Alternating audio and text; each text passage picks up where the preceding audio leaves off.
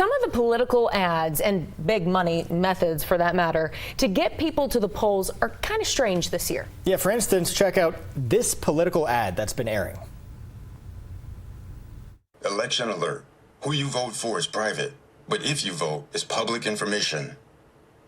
After this election, your voter record will be updated, and your friends and family will be able to see how often you vote. So that's definitely different than other ads that we've seen this campaign cycle, also that we've seen over the years. So for investigator Ryan Laughlin looked into what this thing is. Ryan, we've learned both Republicans and Democrats are taking advantage of people's personal information on the voter rolls in our state. They are. That ad on TV and this mailer right here are both from Democratic Party operatives trying to get people to vote. Now, this mailer I got goes beyond the one on TV. Check this out. It shows my name right there on the top and then my address, which we've redacted just below here, and then how I voted, or if I voted, I should say, in previous elections. But then it shows my neighbors and it redacts their names and exact addresses. But below that, it states that we will be reviewing these records after the election to determine whether or not you joined your neighbors in voting. Some people have described this as kind of creepy. The data is and has been public, but how it's being used by political parties now has our state's election chief fighting to put that genie back in the bottle.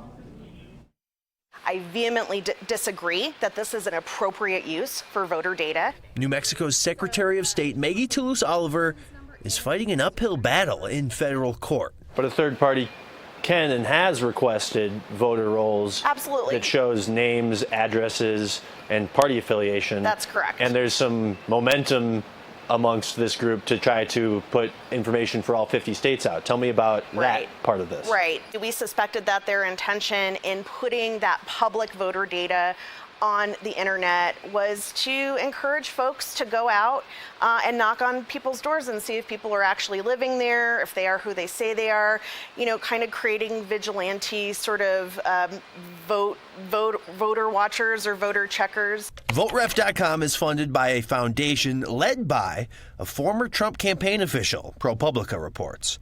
It advertises its mission as a dedication to transparent, accurate, and fair elections by publishing New Mexicans' voter roll information online.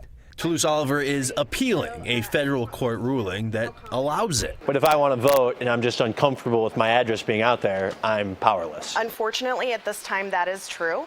And again, that's why I am fighting so hard this particular lawsuit. There are some who have the power. But I notice your address isn't on there. Can you explain that? Yeah, because I took advantage of a recent law that as an elected official, I can make my voter address private. The county clerk knows it. But when the legislature passed this particular law, the legislature was really looking at very recent events at that time. For example, the drive-by shootings committed by Solomon Pena in the wake of the 2022 election. When police caught Solomon Pena, a failed Republican candidate accused of orchestrating shootings at elected Democrats' homes, lawmakers jumped to protect their addresses through state law. And while it's unlikely the average voter would be targeted for political violence using voter roll information, it is being used to bully voters. Full dates of birth, full social security numbers are never published. Addresses, voter history, and party affiliation have been public, but they're now accessible online to anyone. It's one thing to know that that's public information, and it's one thing to know that, you know, I can file a request with the county clerk's office or the Secretary of State's office with my name, explaining my purpose for getting that information. It's another thing to know that your data is just out there on the internet. Nobody has to be accountable for asking for that information. Worth noting that Maryland's Attorney General issued a cease and desist order to the group that sent out this mailer. I reached out to our Attorney General, and a spokeswoman says the AG's election protection team is reviewing 2 complaints about mailers they got this weekend. But guys, it just shows the efforts both Republicans and Democrats are going to try and get an edge tomorrow.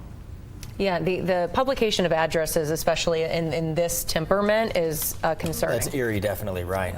Thank you so much. Our election coverage will continue with a closer look at New Mexico's candidates tonight at 6:30.